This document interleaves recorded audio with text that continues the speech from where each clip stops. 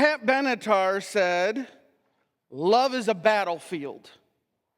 Bon Jovi said, you give love a bad name. Air Supply was all out of love. The Supremes told you to stop in the name of love. Van Halen asked, why can't this be love? The Cure was only in love on Friday. Yeah, you see where this is going. Huey Lewis believed in the power of love. And of course, no sermon would be complete if Taylor Swift didn't tell you that this is just a love story if you say yes. We talk a lot about love. Actually, when I went looking for that, I Googled, how many love songs are there? Anybody want to take a guess? 1 million, 1,000, 1 billion? I feel like this is The Price is Right. You got to give it to me without going over. Okay? When I did some looking, and I dug deep on this one because you know me and pop culture, and you also know when I start digging for things, I don't let go easy. It is estimated throughout history that there are over 100 million love songs that have been recorded by mankind. Over 100 million. In fact, 67% of all the songs that are written have to do about love. Now, about 30% of those are country songs, so that's probably love lost. I kid. But love songs completely dominate our music. Go ahead, listen to the radio on the way home and just count how many songs deal with good love and bad love, love that's lost, love that's found. And yet, do we really know what love is? See, that's the challenge. Because I think you understand that love is a word that we use frequently. It is a word that we use casually. And it is a word that we misuse constantly. I love. Fill in the blank. I've used the analogy before. I love my wife. In fact, yesterday we celebrated 22 years of being together. I can't believe she's put up with me that long, to be completely honest with you. Yeah, I know. You know what I put you through. Can you imagine what she's dealt with? Yeah, there's a whole lot of love songs about that one. I love Thai food. I love my children. I love my job. I love you people. I don't love you all the same way for good reason. Because there are different definitions of love in English. There are different ways we approach love. And here's the problem that we run into often. We often say that what we enjoy is what we love. I enjoy Thai food. I enjoy my job. I enjoy you people. I love my kids. If my kid is in traffic, I will jump in front of the car to save them. Depending on who you are in the pew, I might. I'm just being honest. You can sit there and you can chuckle. And I love you. You know that. But still, there are different definitions. Now, if you were holding Thai food, but you get it. It's uncomfortable, but you get it. We often say we love what we truly mean we enjoy. We often say we love what we take pleasure from. The problem is we have lost in our culture that love is not an emotional response. Love is a decision that we make every day. And that is what becomes the foundation of the relationship. You ask anybody who's been married, 6 years, 5 years, okay, handful of years. Were there times you didn't enjoy your spouse's presence? And they will be honest enough to say, yeah. In fact, some of the times we get along best is when they're at work. Then why are you still with them? You see, isn't that the question that immediately we go to? A lot of times in marriage counseling, the struggle that I have is they no longer enjoy each other's presence. So they no longer make the decision, the choice to love them.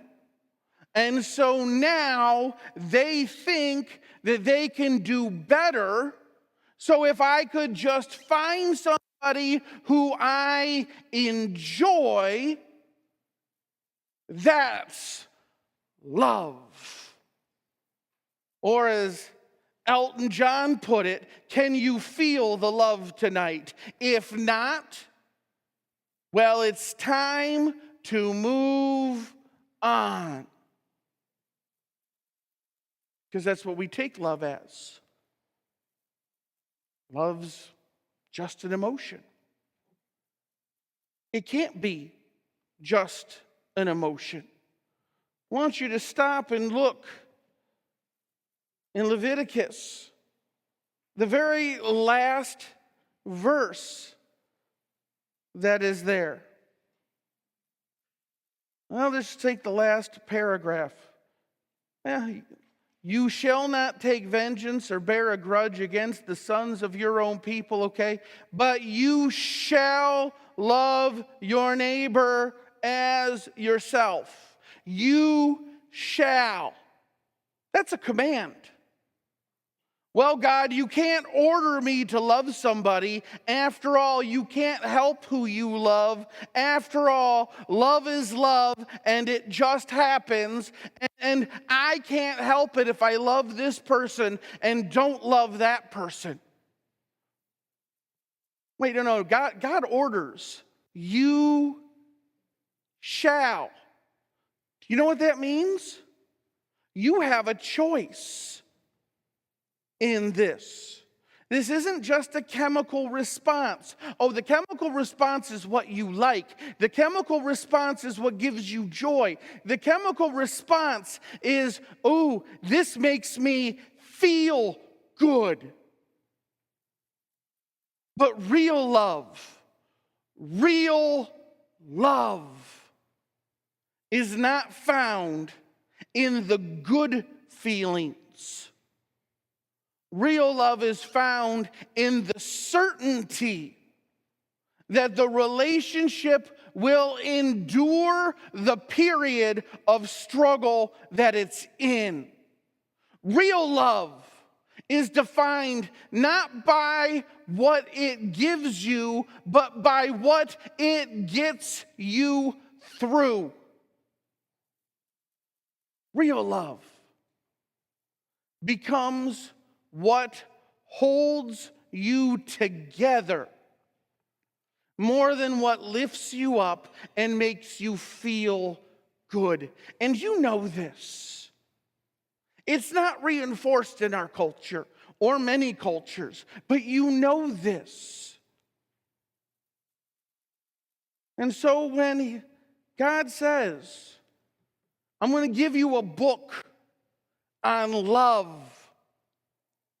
a lot of you will go, well, that must be Song of Psalms, and he's certainly not going to read that from the pulpit. Or maybe it's one of the Psalms. No, it's Leviticus. Leviticus is a book of blood and a book of love. It is a book on the sacrifices and a book on the rules. And I want you to understand how deep God's love is in this book.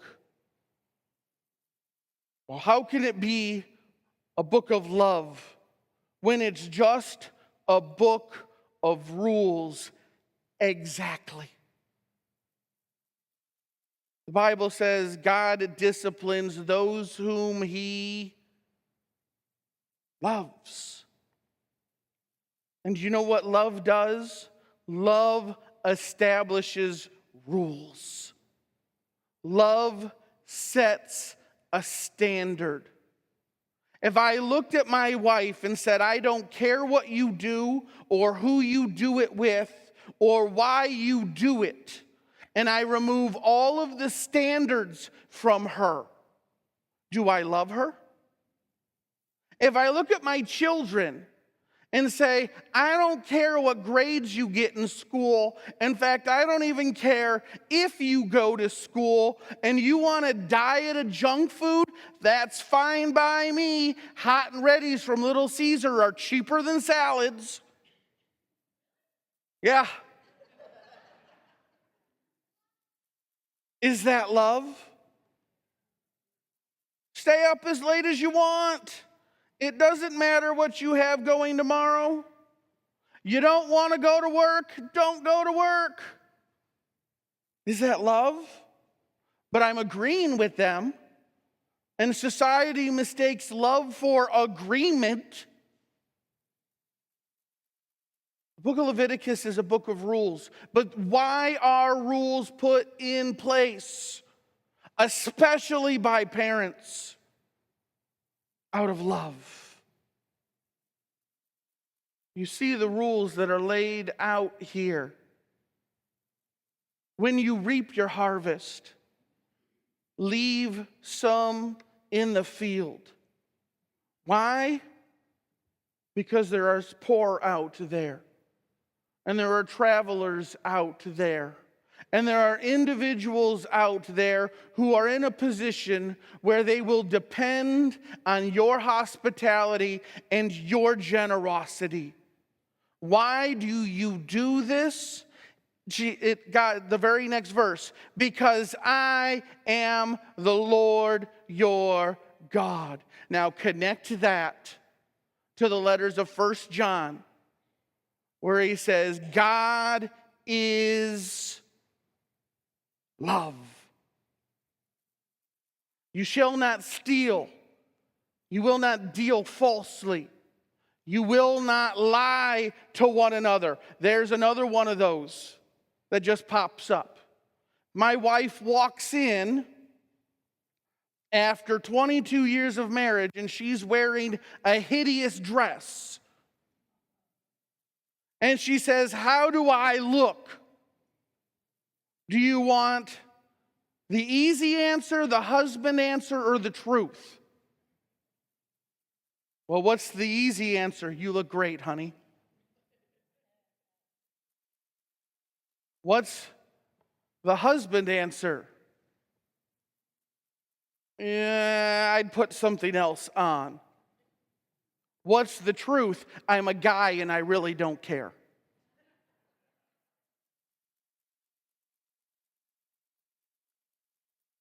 White lies, easy truths, easy lies. I'm fine. Things are okay. No, don't lie to one another. In fact, again, that's where marriages tend to get into trouble. We're fine, we're fine, we're fine, we're fine, we're fine. I'm okay, I'm okay, I'm okay. Explosion. Where did that happen? Why are you overreacting? Why don't you just feel better? Don't lie to one another. Don't swear by a name falsely. Don't profane the name of the Lord your God. Why? Because I am the Lord.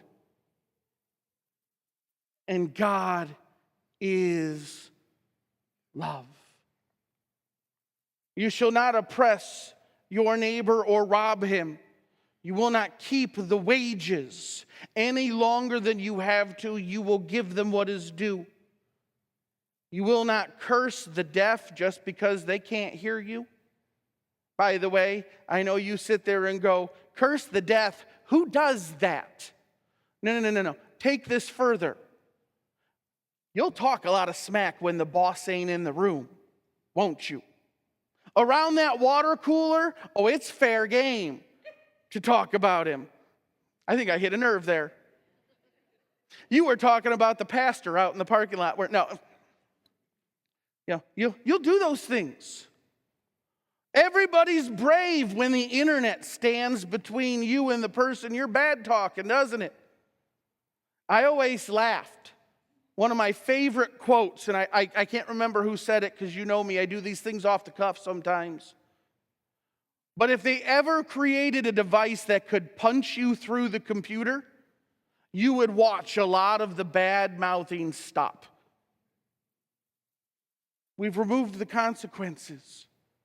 Well, everybody deserves to be heard. My favorite quote is from Herbert Hoover, who said, "The right to be heard does not include the right to be taken seriously." And yet we want all voices to be equal because that's the loving thing to do. No, some things don't need to be said. Why? Guess how this ends with? Because I am the Lord, and God is love. You shall not do injustice in court. You will not be partial to the poor man or defer to the great man. But in righteousness you shall judge your neighbor. Let your justice be justice. Don't make excuses for people. Let the truth be the truth and the standard be the standard. You shall not go around a slanderer among your people. And you shall not stand up against the life of your neighbor. You can put the best construction on things. Yes, it's easy to tear down. Yes, it takes work and vulnerability to build up. But one is an act of desperation to get approval of a world that will never give you their approval anyway. And the other is an act of love for the human soul created in the image of God in front of you. Why? Because I am the Lord, and God is love. Shall not hate your brother in your heart. You shall reason frankly with your neighbor, lest you incur sin because of him. You shall not take vengeance or bear a grudge. Man, could we write an entire sermon on that? But Pastor, don't you know what they did? Don't you know they deserve it? Don't you know they haven't repented yet? Don't you know they haven't shown remorse? They don't deserve my forgiveness. Forgiveness isn't about giving people what they deserve. Grace isn't about what you deserve. You really want to stand before the Lord and pray that somebody get what they deserve? Because you know where that has to start, don't you? Forgive us our trespasses as we forgive those who trespass against us. That's uncomfortable when you say it out loud out of ritual, isn't it? But why? Because I am the Lord, and God is love. Finally, you shall not hate your brother in your heart, but you shall reason frankly with your neighbor, lest you incur sin because of him. I want you to understand that this is an important verse. You shall not hate your brother, but reason frankly. Here's again where we run astray in the world. We think any time we reason, it needs to devolve into an argument. Look, I don't tell you you're wrong to take joy out of it, contrary to what the internet thinks and what social media believes it's for.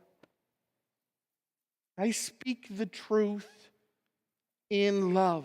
Do you know what that means? That means first you need to be known for speaking the truth.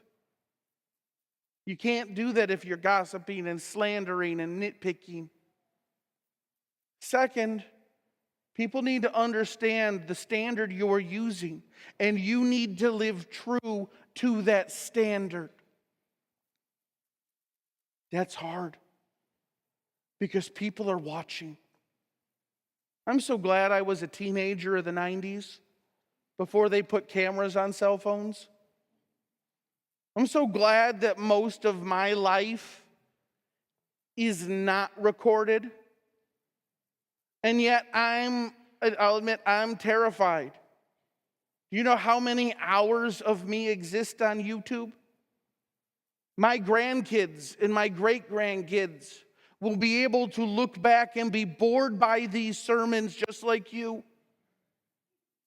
But they will also be able to, through the lens of history, go, he didn't do that. Oh, he talked a good game here, but we know the skeletons in the family closet. Oh, he's talking about that, but you should hear what Uncle Darrell told us about him.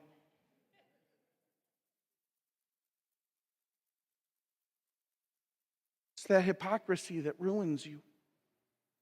It's that hypocrisy that takes away your ability to talk frankly, to talk in love, to gently correct.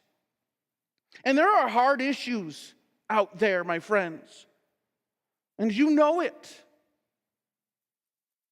Talk about abortion, or homosexuality, transgender issues. Just saying those words, there are some of you right now who are going, well, I think this is about the point I check out of the sermon. Because what's going to come next will make me I don't enjoy that. I can't deal with that. And yet we're called to.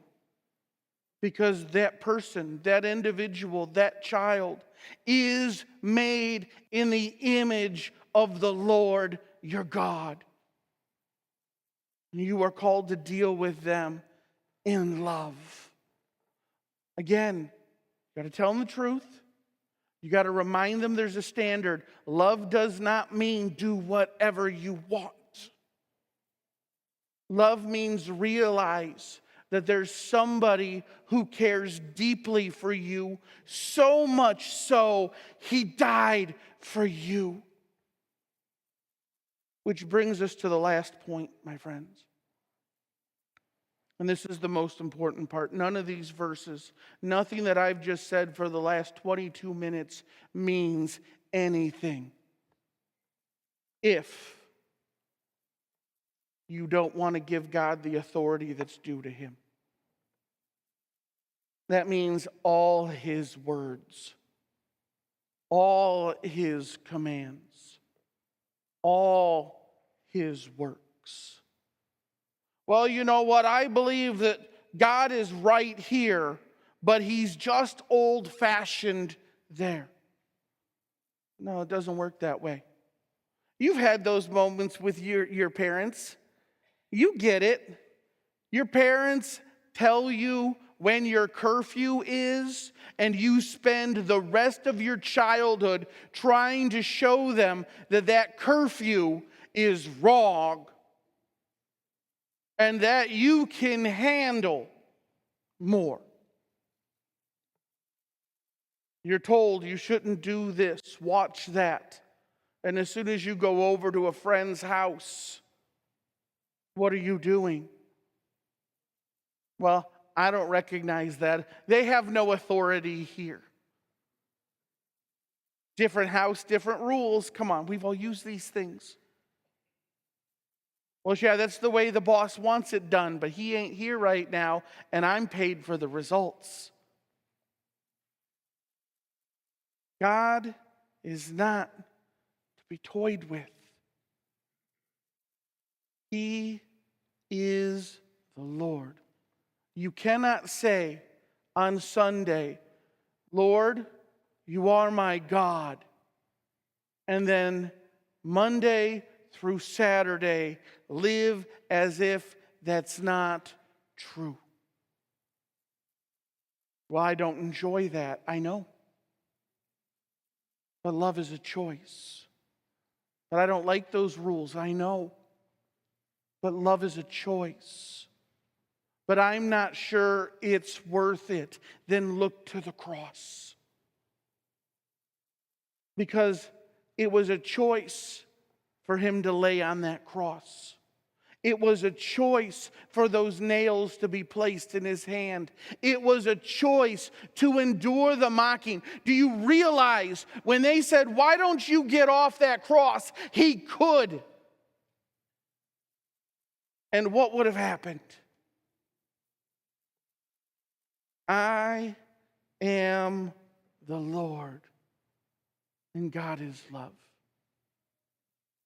Love your neighbor as yourself isn't a suggestion.